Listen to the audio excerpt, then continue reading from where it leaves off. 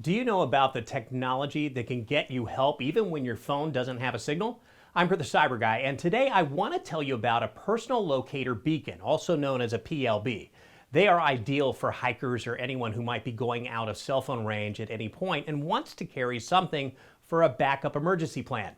Many don't know that I was trapped for days during Hurricane Katrina in New Orleans, and after figuring out how to MacGyver a landline that was still working, I managed to send an SOS to a helicopter and was lifted out with a friend named Richard. Well, if I had that PLB then, I likely would have been extracted days earlier. That is why I always now keep one with me whenever I travel or go off the beaten track. PLBs are very small devices meant to be used in an emergency that help rescue teams find your exact location. Now, when used, they send an SOS distress signal on a radio frequency that can be detected by the Coast Guard or other emergency personnel.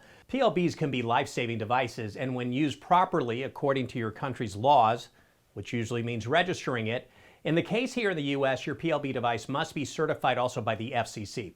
However, that doesn't mean it isn't easy to purchase one of these powerful tools. Amazon's got tons available, including the one called SpotX with Bluetooth two-way satellite messenger. It sells for under $250 and has a keyboard messaging feature that many PLBs don't offer. You can also get the more basic Spot Gen 4 satellite GPS for under $150.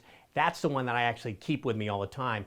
And the size is so convenient you can bring this along for hiking, camping, or any outdoor activities. I take it on the water all the time. For more pics, go to cyberguy.com and search for 5 best personal locator beacons.